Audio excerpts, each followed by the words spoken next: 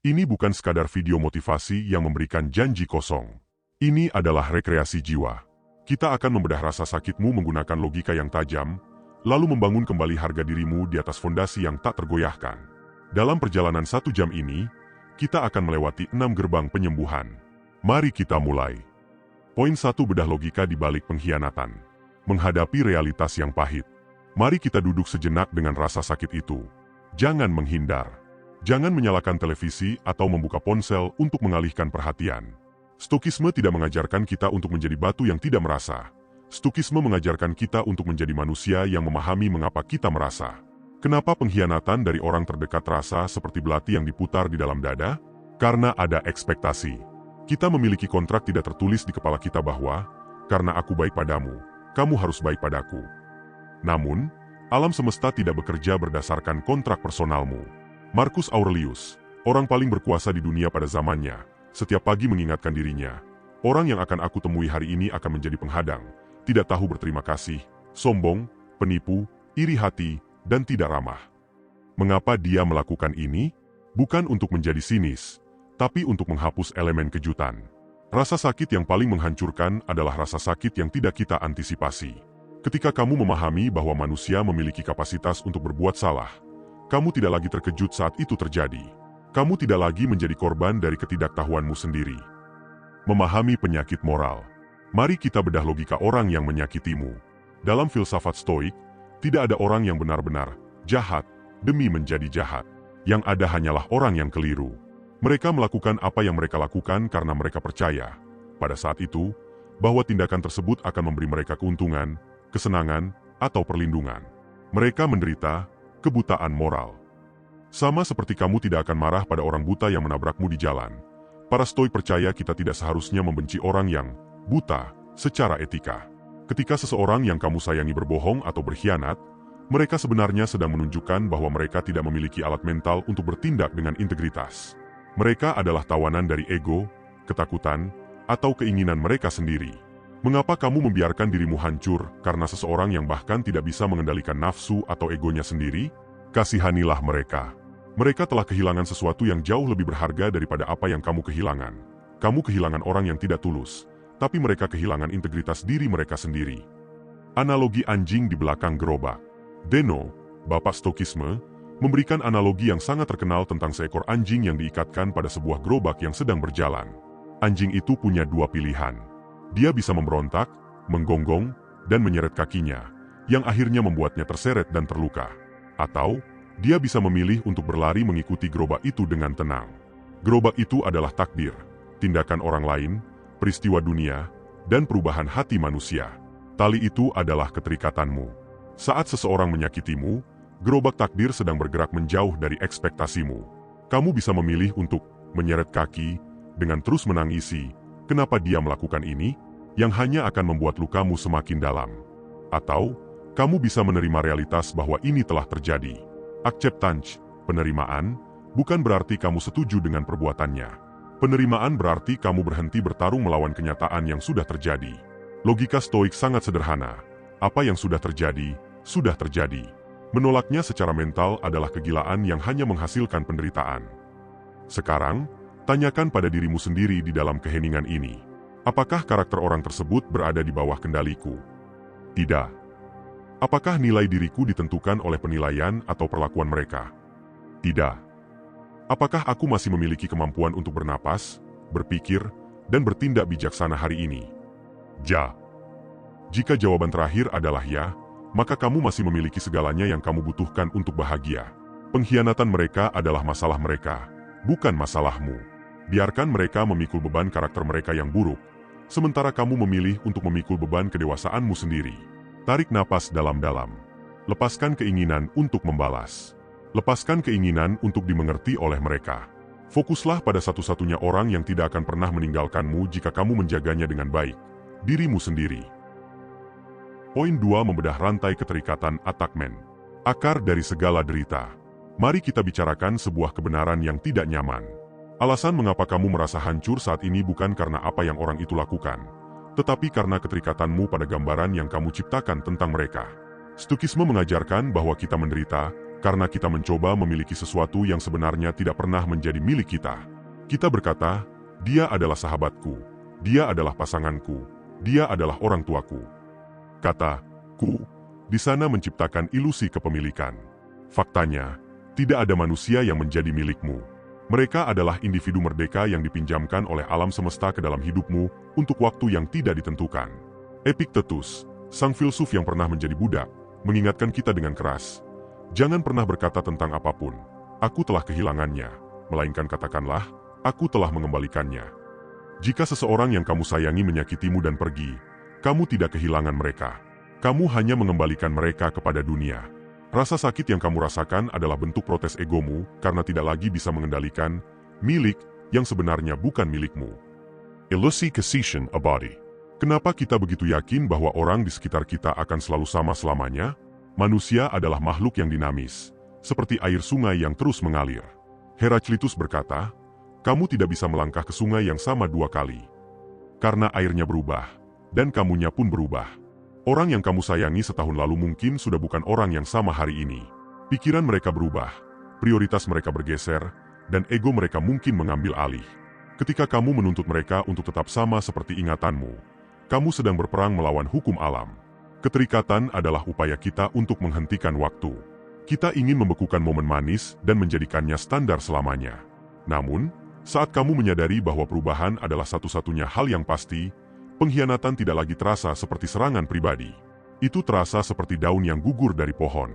Menyedihkan? Mungkin. Tapi itu adalah bagian dari siklus kehidupan. Mencintai dengan tangan terbuka. Stoikisme tidak mengajarkanmu untuk berhenti mencintai. Justru sebaliknya, Stoikisme mengajarimu cara mencintai yang paling murni, mencintai dengan tangan terbuka.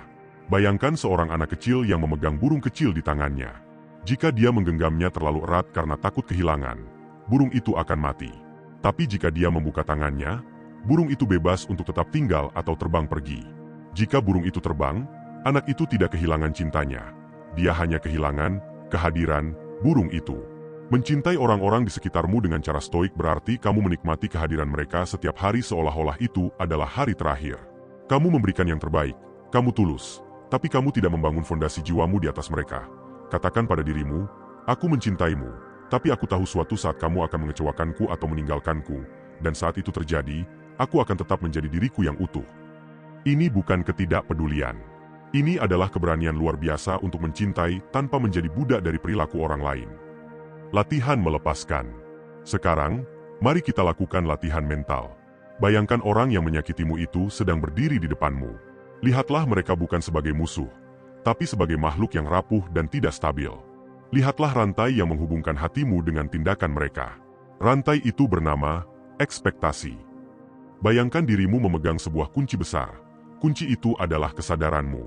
Masukkan kunci itu dan buka rantainya. Ucapkan dalam hati, aku melepaskan tuntutanku agar kamu menjadi seperti yang aku mau. Aku melepaskan hakmu untuk mendikte bagaimana perasaanku hari ini. Kamu bebas dengan kesalahanmu, dan aku bebas dengan kedamaianku. Biarkan mereka menjauh di dalam pikiranmu. Perhatikan bagaimana dadamu terasa sedikit lebih ringan. Bukan karena mereka meminta maaf, tapi karena kamu berhenti memegang beban itu. Kamu adalah benteng yang kokoh, dan rantai itu tidak lagi memiliki tempat untuk mengait. Poin ketiga. Dikotomi kendali, memisahkan badai dari rumah. Garis demarkasi jiwa. Bayangkan sebuah garis lurus yang membelah dunia menjadi dua bagian. Di satu sisi, ada hal-hal yang berada di bawah kendali penuhmu. Di sisi lain, ada hal-hal yang sama sekali tidak bisa kamu sentuh. Inilah yang disebut oleh Epictetus sebagai dikotomi kendali. Kebanyakan manusia menderita karena mereka mencoba memindahkan garis ini. Mereka menghabiskan seluruh hidupnya, seluruh energinya, dan air matanya untuk mencoba mengendalikan sisi yang salah. Tindakan orang-orang di sekitarmu, kata-kata yang keluar dari mulut mereka, apakah mereka setia padamu atau tidak, apakah mereka menghargaimu atau mengkhianatimu, semua itu berada di luar garis kendalimu.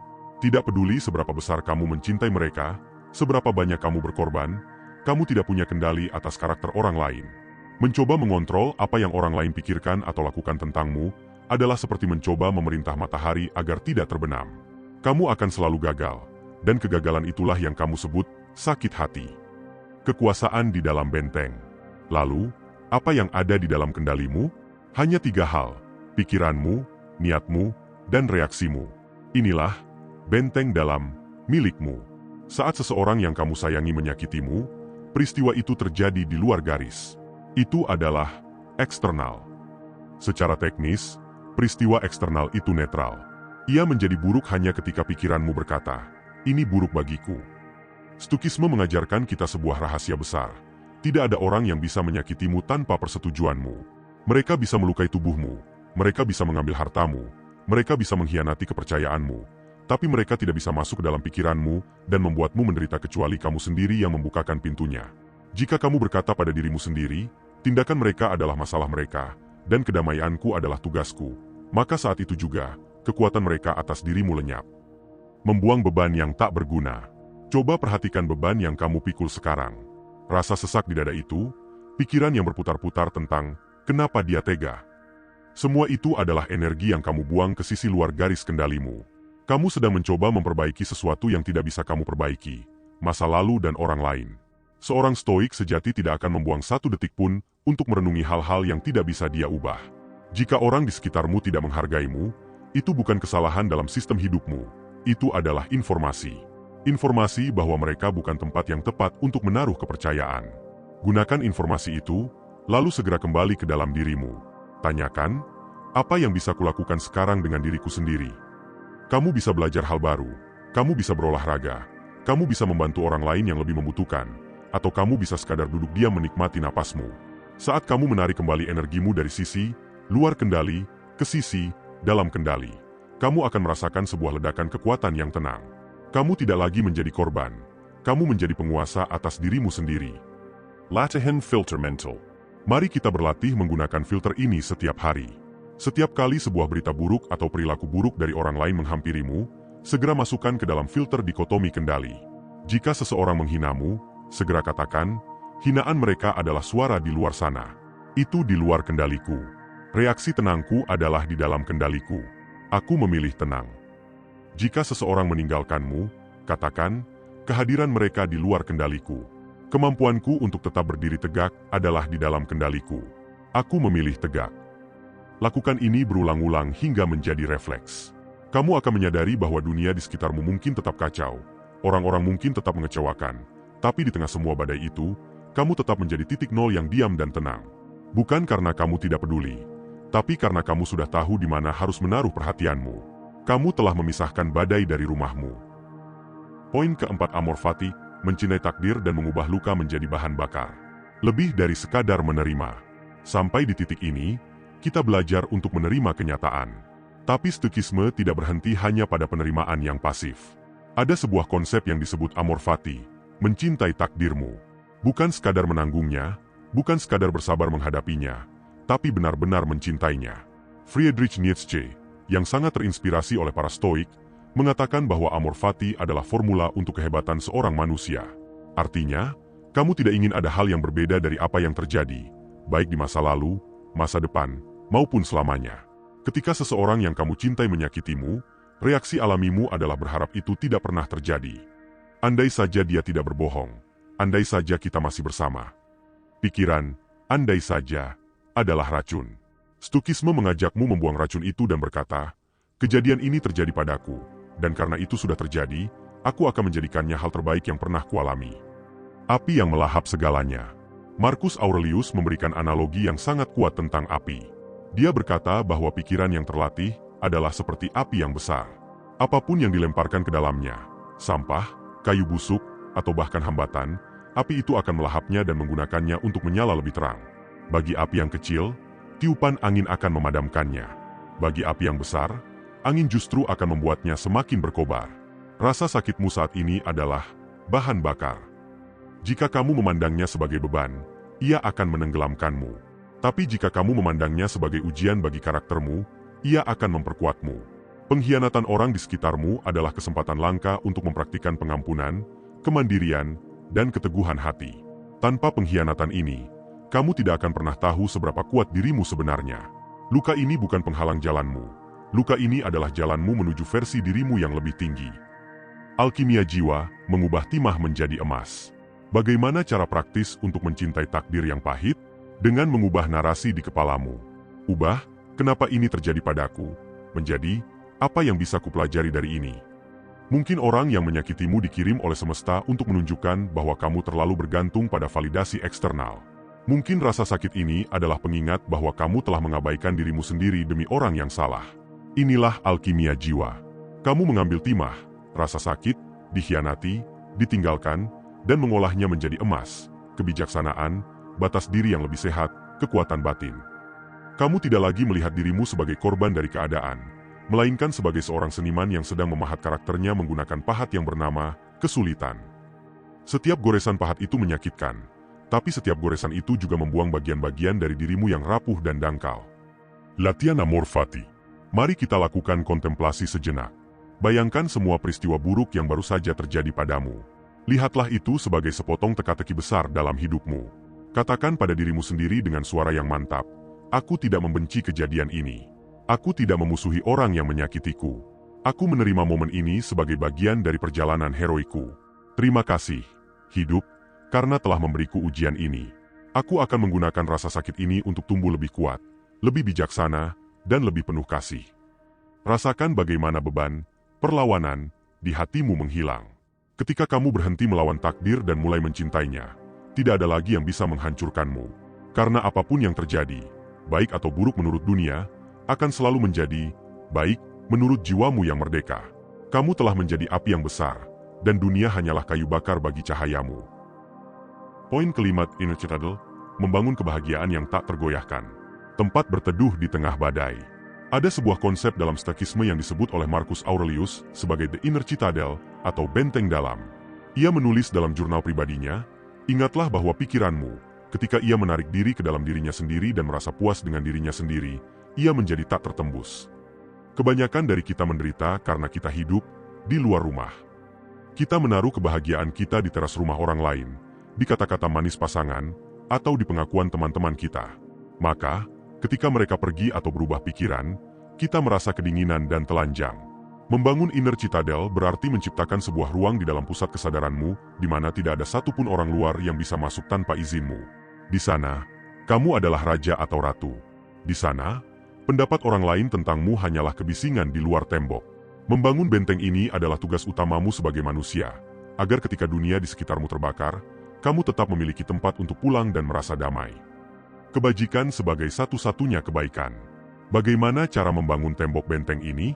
Para Stoik memberikan semen dan batanya melalui satu prinsip, virtue, kebajikan, adalah satu-satunya kebaikan. Dunia mengatakan kebahagiaan adalah memiliki pacar yang setia, keluarga yang harmonis, atau teman yang selalu ada. Stoikisme berkata, itu semua adalah hal-hal yang menyenangkan, tapi itu bukan sumber kebahagiaan sejati karena itu bisa diambil darimu kapan saja. Kebahagiaan sejati hanya bisa ditemukan pada hal-hal yang tidak bisa dicuri darimu, karaktermu, keberanianmu, keadilanmu, dan pengendalian dirimu. Jika seseorang menyakitimu, mereka mungkin bisa mengambil ketenangan malammu, tapi mereka tidak bisa mengambil kemampuanmu untuk tetap menjadi orang yang baik. Selama kamu masih bisa bertindak dengan integritas, bentengmu masih berdiri. Rasa sakit yang kamu rasakan seringkali adalah tanda bahwa kamu terlalu mementingkan apa yang terjadi padamu, daripada siapa dirimu saat menghadapinya. Mencukupi diri sendiri, self-sufficiency.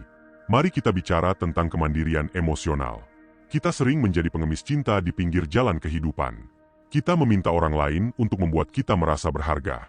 Dan seperti pengemis, kita bergantung pada belas kasihan orang lain. Jika mereka memberi kita perhatian, kita senang. Jika mereka menyakiti kita, kita hancur. Benteng dalam mengajarkan kita untuk berhenti menjadi pengemis. Kamu harus menjadi sumber airmu sendiri. Seneca berkata, kebahagiaan terbesar adalah tidak membutuhkan kebahagiaan. Artinya, kamu tidak lagi menggantungkan perasaanmu pada jika dia setia, jika mereka menghargai, jika orang tua mendukung, jadilah orang yang utuh sebelum orang lain datang. Sehingga, kehadiran orang lain di sekitarmu hanyalah bonus, preferred indifference, bukan kebutuhan. Jika mereka ada, hidupmu lebih berwarna. Jika mereka berkhianat dan pergi, hidupmu tetap utuh. Kamu tetap memiliki dirimu, pikiranmu, dan prinsipmu. Kamu tidak hancur, karena fondasimu tidak pernah diletakkan di atas pundak mereka. Visualisasi benteng jiwa. Sekarang, mari kita bangun benteng itu secara mental. Tutup matamu sejenak jika memungkinkan. Bayangkan di pusat dadamu terdapat sebuah ruangan yang sangat tenang. Dindingnya terbuat dari batuan yang paling keras di alam semesta. Batuan itu adalah prinsip-prinsip hidupmu. Lihatlah orang-orang yang menyakitimu berdiri jauh di luar tembok itu. Mereka berteriak. Mereka melakukan kesalahan. Mereka mengkhianatimu. Perhatikan bagaimana tindakan mereka tidak bisa menembus dinding itu. Di dalam ruangan ini, kamu aman. Di sini, hanya ada kejujuranmu, ketulusanmu, dan ketenanganmu.